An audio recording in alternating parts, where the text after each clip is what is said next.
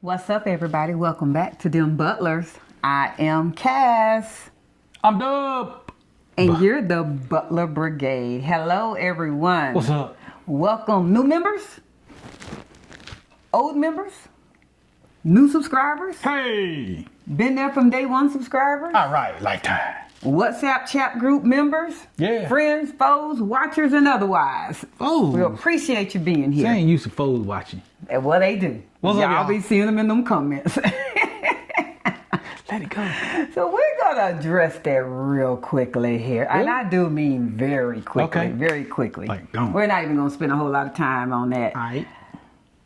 Most people who are on our channel are either currently in the expat life or wanting to, at some point, become an expat, and by that I mean live in another country. Yes. At some point, At some whether that's full-time, part-time, half-time, or just be a tourist.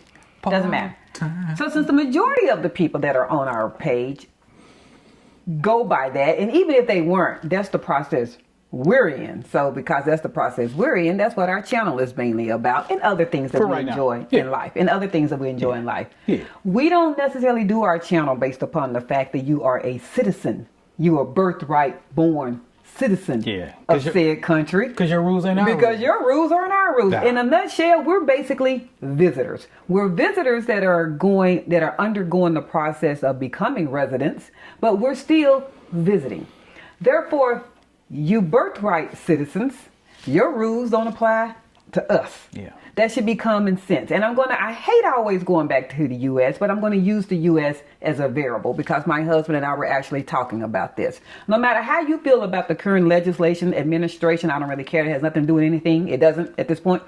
One of the things that they were advocating on this new president term was that they would be deporting those who had a criminal background and were in the U.S.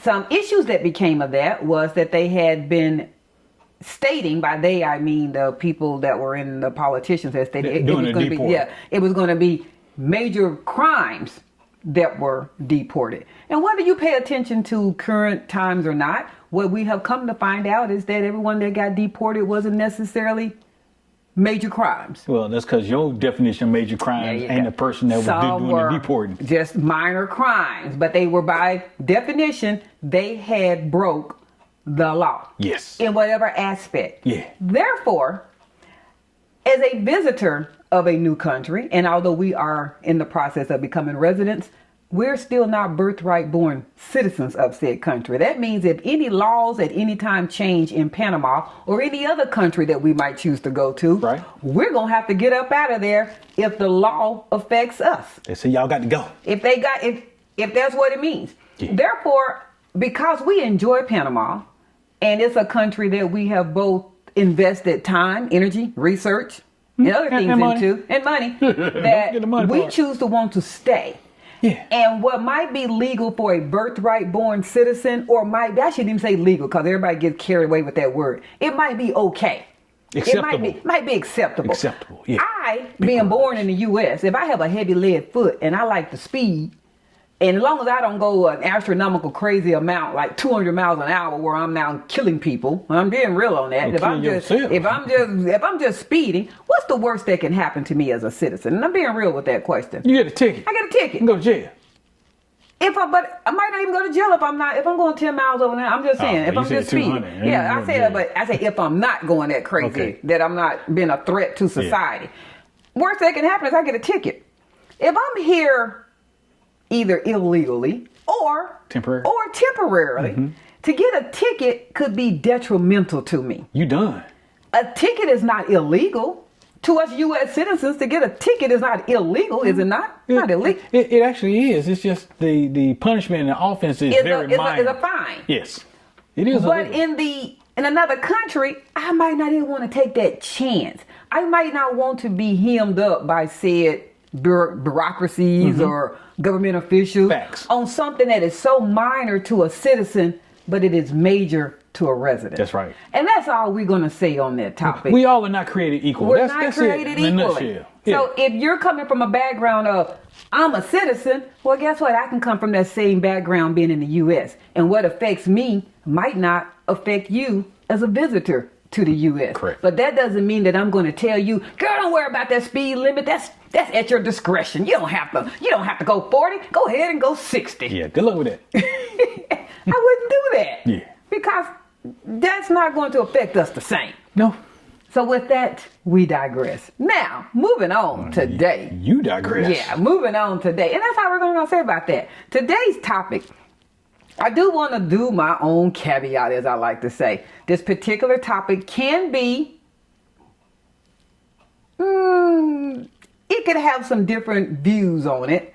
And so this is not a view in regards to, do you like it? Do you find them harmful or any of those natures? We're going to keep it simple. So no matter your personal perspective, I know you're all going, what's the topic? Yeah. What is it? I want to know. This is not about whether you agree with them, like them, or find them safe, or you hate them. This is about how do you obtain one in another country. So today's topic is, how do you, or can you, first off, how do you transport your gun that you might personally have in the U.S. to Panama? Or how do you purchase a gun in Panama, and can you? So before we even begin, Cedric, he's a veteran. We already know this. And whether you've ever served in the military or not, there is a firearm safety course as far as you... Marksmanship. Yeah. Marksmanship. Everybody's required. Not only that, he happened to, while he was in the ROTC, and I'm not trying to share all his personal information, but I happened to be married to a marksman. He was almost able to get into the Olympics at that time due to his skills.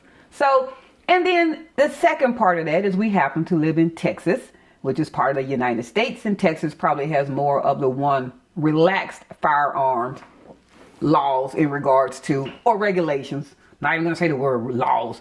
Regulations in regards to obtaining a firearm if you happen to choose to want to. We are behind, over the age of 18, law-abiding citizen in your mental health and capacity and firearm safety. That is what we happen to both agree with no matter what. Mm-hmm. So this is not a debate on guns, kill people. This is not even about that. Go to your own page. It's about possession. And do your own video about that, okay? Right. So you're talking about possession. We're already assuming that you qualify and you fit that mindset, okay? That's the assume. Okay. So with that, if you have a gun here in Panama, I'm going to ask this. Cedric always has no idea, and I like using him as an example. Do you think you can transport any of your guns from here to Panama? Yes. Okay. Yes, I do. You do think that. And then the second thing is, do you think you can legally purchase a firearm in Panama? If I could find one. Okay. Probably. I don't know. I don't know what status you got to be. I don't know if you got to be a citizen or a resident. I have no idea. All right. So here we go. Today's topic, that is what we're going to talk about, firearms. Whether you would like to purchase one or transport one. I am going to hit on this. So the first question I asked him is, can you bring your personal firearm as a civilian? So the answer to that, and I hate doing this, is no and yes. It's actually both. It's both. Because the majority of people I do not feel fit the second caliber that qualifies as yes. We're going to go with the answer of no. I'm going to tell you why. Yes, so no civilians are prohibited from importing their guns into Panama. The answer to that is no. You cannot do it. You can't bring it, can't import it, can't ship it. You must buy and register the firearm within Panama through a licensed dealer, also called an armeria, A-R-M-E-R-I-A. The only people who can ship, transport, bring into a airport, ship it, however, are licensed importers or government authorized entities. So that your FBI, your police department, those type of people. So since that is probably so slim to none, that is relocating to Panama, the short answer is, can you as an individual bring your firearm that you have here in the U.S. to Panama? The answer is no, as a civilian, unless you fit, you're an importer or you are a government authorized entity. None of that. So since that's probably not the majority of people, we're going to say the short answer is no. So now we're going to talk about then, how can you then get a firearm or purchase a firearm? Because if we already have handled that you more than likely can't bring yours, then the only other thing is, and then how do I purchase one in Panama? That's all that's left. Right. All right? So here we go. Yes, Panama has gun shops, but sales are highly and tightly regulated. Inventory is limited, and your firearm stays at the store until your permit is approved, which can typically take 6 to 12 months. Months. So now we're going to go through the process. How? Well, the first thing is you have to find a licensed gun dealer. I already gave you the name of that. That's called an armeria, Armeria. Some examples of where you might find those are Armeria Nacional, they're in Panama City.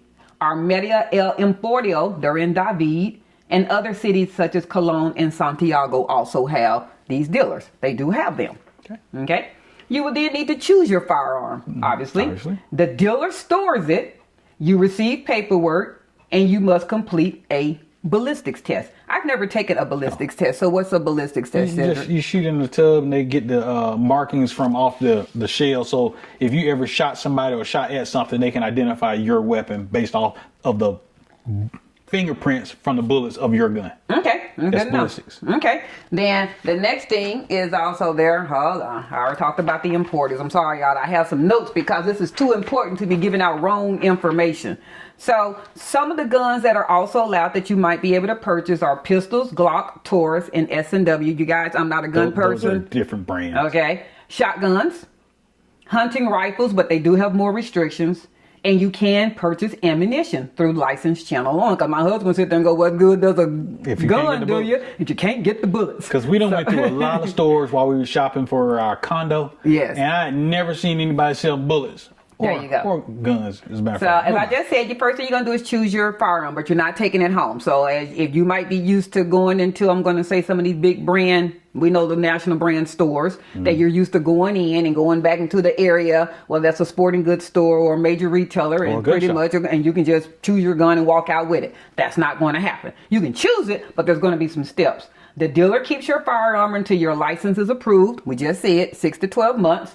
And you will need to do a ballistics test with that specific gun. I don't think that pretty much changes. That's almost the same thing as you don't do any ballistics test. Okay. No, the only time a ballistic test happens with your gun in America is that the police are doing it, trying to find out if you shot somebody. All right. Then you're probably going, then what's part of that permit process? Well, you must go through DIASP. Dirección Instruccional en Asuntos de Seguridad Pública. Right? Link will be applied. I can't say none of that. Required documents that you need. You need to be a legal resident. So that obviously I already knocked out. You're not a temporary. You're not a tourist. Okay. All right. Legal resident. You must have a medical, psychological, and drug evaluations. Who's doing this, y'all? I don't know. I'm just telling you what it says you're going to have to do. Those of you that are citizens that are now going to start chiming in going, my brother Paul has never had to undergo that. He might not have had to. There are certain steps that some people don't have to. But it says these are the things that start in the permit process. Well, I'm pretty sure that person ain't going to say that because they ain't going to let nobody know that they friend Paul or brother got a gun. You must have a criminal. You must have a criminal background check. The rest of the items that I'm listing to you, ironically, you pretty much have already done them in the permanent residency status. Okay. So it shouldn't hurt you or delay you. And depending on how important it is to you to have a gun in said country, you might be like, it's worth the 6 to 12 month wait. I've done the rest of the only thing you have not did is the medical, psychological, and drug evaluation. And I guess as long as you don't have any medical issues, any psychological issues you're concerned about, or you're not addicted to a illegal drug, you should be okay. Your criminal background check, you must have proof of income. Again, you've already done that for your visa status. For immigration purposes, yeah. You must have your fingerprints done. You've already did that. For immigration practices. I'm pretty sure someone's going to charge you to do them over again. And you must have a copy of the bill of sale, said gun, that you selected from the Armeria. Okay? What you cannot do, we've touched this already, you cannot bring your own gun from another country. I've already said that. The answer is that I did say is a yes or no. Since most people that are on our page are not a licensed dealer or more than likely work for an organized government official, this doesn't apply to you. No. And processing a gun without a license in Panama, I think we can almost pretty much conclude that's going to be a criminal offense and subject to your visa status being removed as well as jail time. Yeah. All right, so then we got here. I know. So the other question some people might then ask is, are guns in Panama more expensive? What do you think? I'm gonna say yes. Yep. Guns are substantially marked up compared to the U.S. prices due to Supply and demand. import restrictions, limited dealer competition. I just told you pretty much just basically 3 throughout the whole country. Government duties and fees, and no secondhand resale market. There is no marketplace that you can do. Facebook Marketplace, I'm selling a gun, Cedric buys it. There is no meeting up in the parking lot, I have a gun, Cedric buys it. And we're going to touch on that, because then I have some questions about that. So what are the prices? When people say marked up, I always like to know, give me some numbers. All right. A Glock 19 in the U.S., per this information on the ATF site, a Glock 19 in the U.S. costs between $500 and $600. In Panama, that's $900 to $1,300. What, 19? Yeah. A Taurus G2C in the U.S. can range between $250 and $300. In Panama, between $500 and $700. S&W, and I guess that's an M&P. Maybe they're 2 different guns Just there. MP. An MP, thank you, baby. In the U.S. can be between $600 and $700. In Panama can be upwards of $1,000. Prices vary by region and dealer, as we can already imagine it. So, this is a good one. I already told you about where you're going to buy the gun, how long the permit process takes, what documents you're going to need, the residency, the drug test, the income proof, and more, and why it's illegal to bring your own firearm. The real consequences, your actual visa can be denied, you can be deported back, and you might also have jail time. Now, you've purchased your gun. It's 12 months. You have your licensed gun, it's in your home, you're good to go. Okay? Okay. You're not ready to come back to the U.S. It's Okay. summertime. Okay. What do you do with your gun? Leave it in Panama. You think that's legal? To just leave it in Panama? Like, tell me the process you would do, probably. I'll probably keep it in a gun safe in my condo and fly on, because now I got to deal with the airline and stuff about shipping the gun. So I'm going to just leave it in Panama, because I got many more here in America. Okay, I'm going to piggyback on that. And then my next question is going to be, now you're coming back to whatever your home country is and you're never returning to Panama. Oh, What do you do with your gun? I'm going to try to sell it back to who I bought it from. Okay. He almost has both of them. I mean, he's really thinking where that is. So you cannot take your gun with you that was purchased in Panama. Pretty much the same reason. The same reason that you cannot bring your gun from the U.S. to Panama. Panama is not going to allow you to bring your Panamanian gun back to, and I'm saying U.S. because that's where we're from. Whatever your country is, you guys. Panama prohibits the export of civilian firearms, period, without special government approval. How you get that? Who you get that from? I don't know. Okay? The U.S. prohibits importation. So since we're talking about the U.S., so even if you got approval that you can leave it out of Panama, you can't bring the U.S. is saying you can't bring it. So you're still stuck with it. Because they want to sell their gun. There you go. Yeah. So taking your gun back to the U.S. or any other country is almost always illegal without a high-level licensing. Legal options if you keep ownership. So if you decide that you're coming back to the U.S. just for a couple of months. So what you can do is store it with a licensed Armeria, your gun dealer. He did say that. He said, I'm probably going to store mine in my said condo. You can't do that. Wow. Yeah. You pay the store, your firearm, Rental fee. Armeria, at a certified dealer, a fee. They keep it legally registered and secured while you're out of the country. It's ideal if you're unsure whether you'll return or you want to keep the option open. You're not really sure what's going on. Think of it as a secure gun bank. They hold it, you stay legal, and nothing gets confiscated. You're technically not supposed to leave it in said lock, in said condo, or said home, or under the bed. You're not supposed to. You're supposed to go back and get the fee with the actual gun dealer. All right. Now, the second part that Cedric had said, when I said, so what happens if you're not going to come back at all? Well, we might be used to the United States. Well, I can just sell my gun. I can sell my gun to Cedric. Transfer of gun ownership is not allowed in Panama. And I think we can almost conclude that. Why would Cedric need to go through all the things legally to do the process Just to of give it to getting somebody to who the didn't gun. do it. He can just meet somebody in the parking lot of Novi and go, here, man, here go a gun for you. Yeah, I would never do that. So it almost works itself out. You got to sit there and go, yeah, that wouldn't be allowed. So if you're now never going to come back, you no longer want your gun, or whatever reason, you have to. There are steps. You can surrender it to the authorities. So if you don't want to sell or store the gun, the Ministry of Public Security, or the DIASP, that long word I had said, allows you for voluntary surrender of firearms. There is no penalty for doing this voluntarily, and it's a clean break from legal responsibility. You will likely sign paperwork that relinquishes ownership. The gun may be destroyed or used in police training, depending on the state or the country or whatever Panama is doing. What you should not do, which he already said, do not leave it in your home or with friends. Illegal possession by someone else, even family, can lead to serious criminal charges. He leaves, go back to the state. I'm staying in Panama. The gun's not supposed to be left with me unless I also have did all the paperwork to obtain a gun. Okay. If you're not physically in the country and no longer have an active permit, your gun becomes illegally held. Oh, snap. Abandoning the firearm in a residence, especially if discovered, is a serious offense under Panamanian law. Serious. To me, that sounds like jail. Yeah.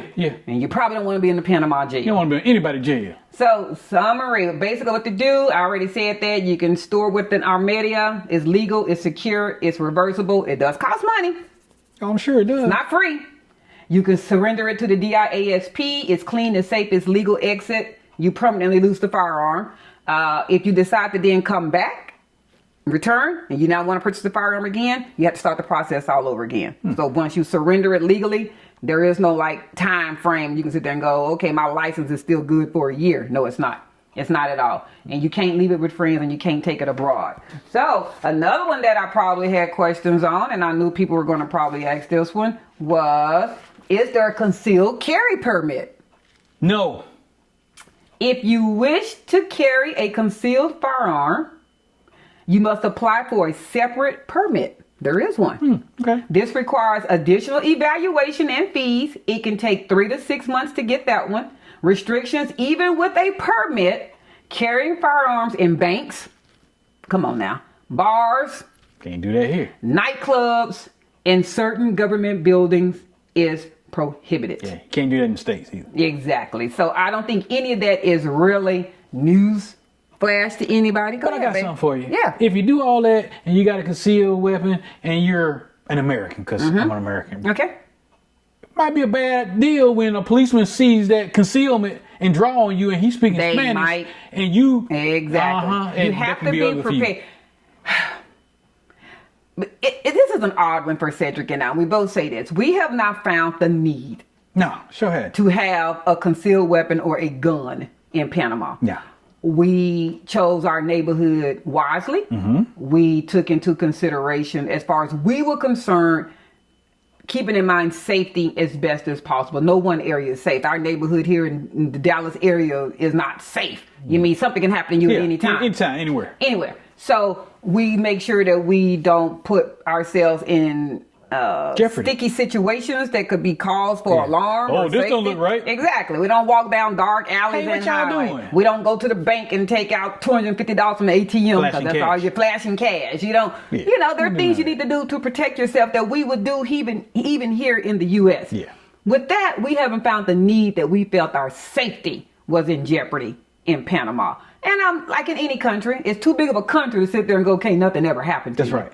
Obviously, something can happen to you, but you have to think smart and think safety. Common sense. Common sense. Yeah.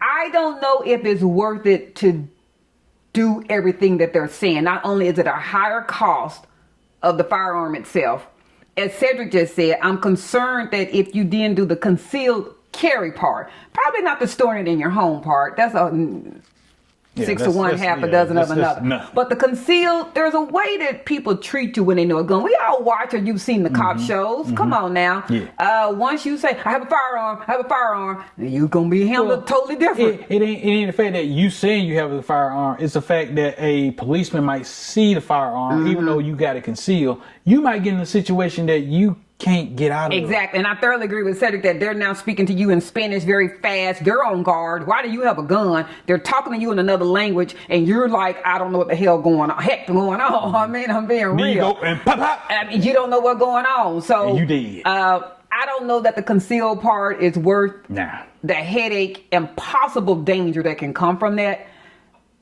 Knowing that you might be staying in Panama a long term, for some of us forever, to have access to a gun in your home might be something 6 to 12 months. What's 6 to 12 months? And you applying for something when the majority of things you've already done.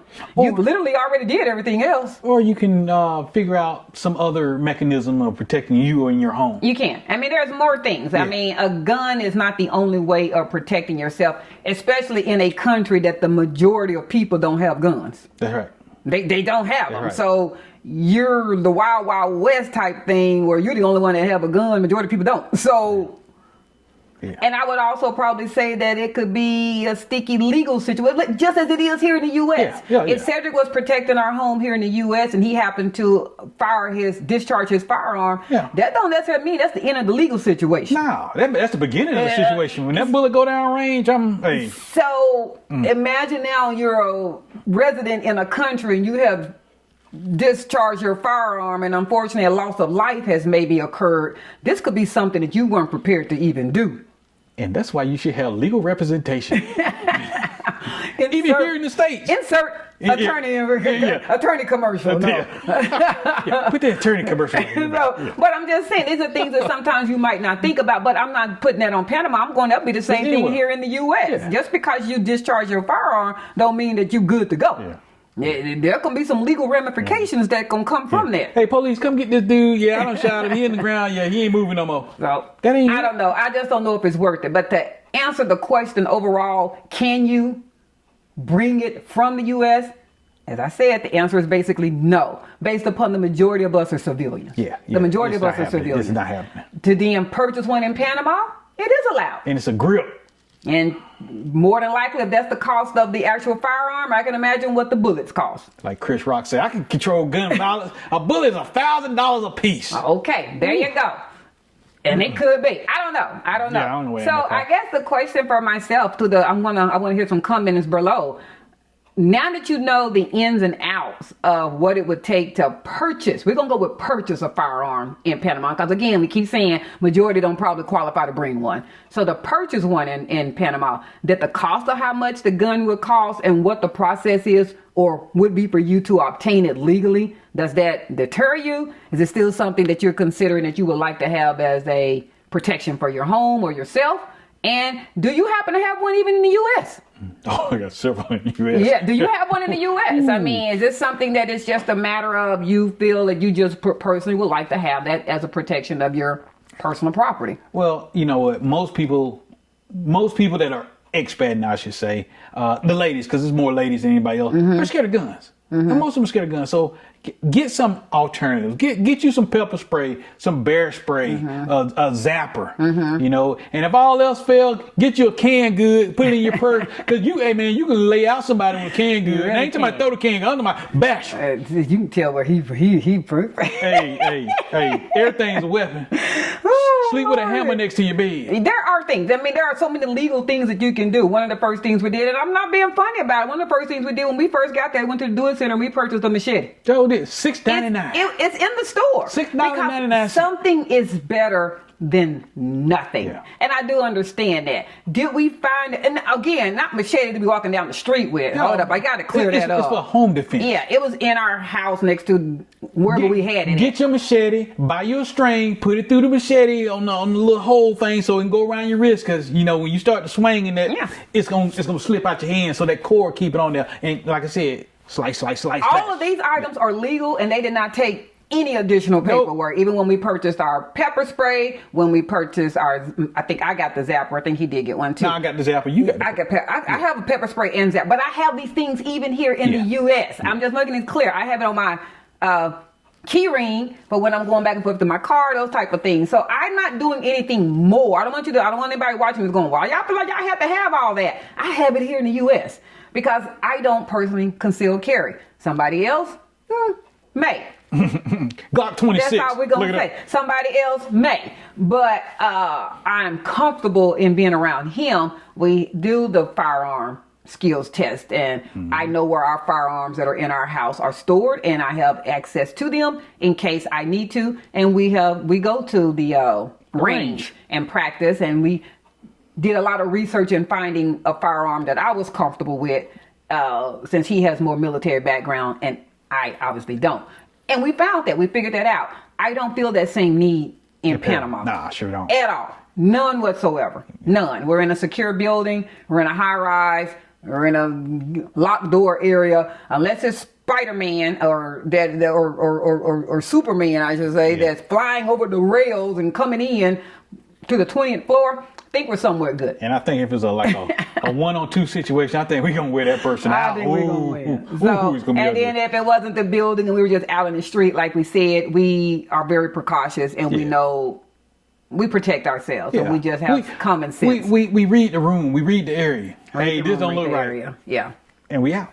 That's just how it goes. And I think you should do the same. Absolutely. So this, I hope, helped those that may be thinking about trying to come with a firearm or purchase a firearm. So comment below as we ask the answers as to, is this something that you would want to do while you were in Panama? And would you do the process to go ahead and make sure you were legal to do it? Or comment and go, hey, man, that ain't worth all the effort. That's not worth the effort. Do it. I'm good. Because I ain't going to do it. I'm good. Nah. As he said, I'm going to put the canned good in a sock, call it a day. I'm good. No, keep it in your hand. That sock might break. So anyway, wham out. Until next time, you guys, like, share, follow, comment with that please answer. Please comment, y'all. Comment, and if you're enjoying these videos, hey, you guys, give us a thumbs up. So the thumbs up can share it to other people. And then also do the bell notification, because as y'all know, when we do these videos, they're going to start coming out more and more. We're coming back home next week, and we have some good ones that we have on the horizon. If you've been enjoying these talking sessions, well, you're going to really enjoy the ones while we're back boots on the ground and showing you life. Showing you everything. And Marcos is going to be there. And Omar going to be there. And Mr. Carter going to be there. If you don't want to miss those. Got some stuff coming, y'all. Push that bell. It's somewhere on this line. Push the bell. The bell notifies you so you can sit there and go, oh, DemButlers got a new video out. Yeah. That's how it goes. So, here we go. Like, share, follow, comment. Subscribe. And with that, we're out. Pew, pew. Peace.